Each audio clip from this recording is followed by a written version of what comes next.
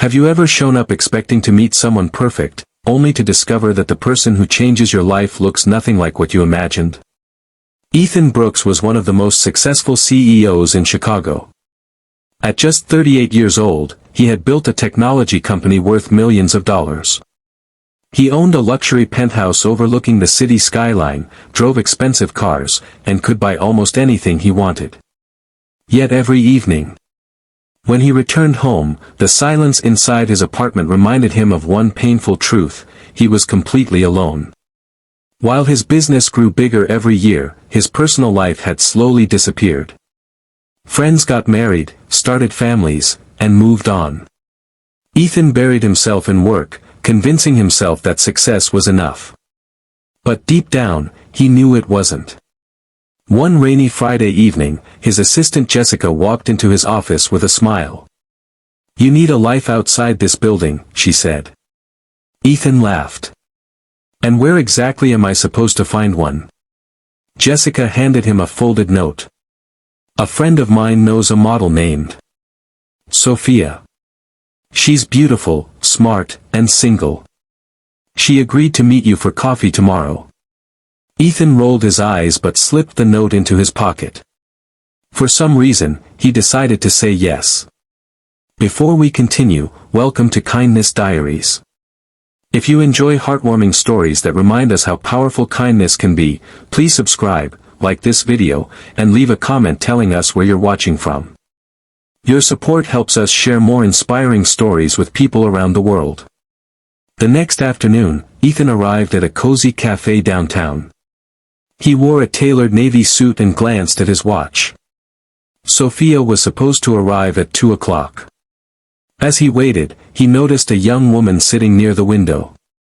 She wore a simple faded blue dress and looked exhausted. A little girl, no older than 4, sat beside her. The child quietly colored on a napkin while the woman counted a few dollar bills in her purse. Ethan barely paid attention. He assumed they were just customers passing through. 10 minutes later, his phone buzzed. It was Jessica. "I'm so sorry," she said. "There's been a mix-up. The woman you're meeting isn't Sophia. Sophia canceled this morning." Ethan sighed. "Then who am I meeting?" Jessica hesitated. "Actually, my friend gave your number to another woman named Lily. She thought you were open to meeting anyone." Ethan looked around the cafe. At that exact moment, the tired young woman by the window stood and nervously walked toward him. "Hi," she said softly. "Are you Ethan?" Ethan blinked in surprise. "You're Lily." She nodded. "I hope this isn't awkward." For a brief second, disappointment crossed Ethan's face. This was not what he expected. She wasn't a glamorous model. She wasn't dressed in designer clothes. She looked like someone carrying the weight of the world on her shoulders. But then her daughter smiled at him. "Hi," the little girl said. "I'm Emma." Ethan forced a smile. "Nice to meet you." He almost made an excuse and left. But something stopped him. Maybe it was the kindness in Lily's eyes. Maybe it was the little girl clutching a broken crayon. Whatever it was, he stayed. They sat together and began talking. Lily explained that she worked 2 jobs to support Emma after her husband passed away in a car accident 3 years earlier. Some days she skipped meals so her daughter could eat. She lived in a small apartment and constantly worried about paying rent. Yet despite all her struggles, she never complained. Instead, she talked about Emma's dreams, her favorite books, and the importance of helping others whenever possible. Ethan found himself listening more than speaking. For the first time in years, someone wasn't interested in his money or status. Lily didn't care that he was a CEO. She simply treated him like a human being. As they talked, Emma accidentally knocked over her juice. The drink spilled across the table and onto Ethan's expensive suit. Lily immediately panicked. "I'm so sorry," she said. Ethan looked down at the stain.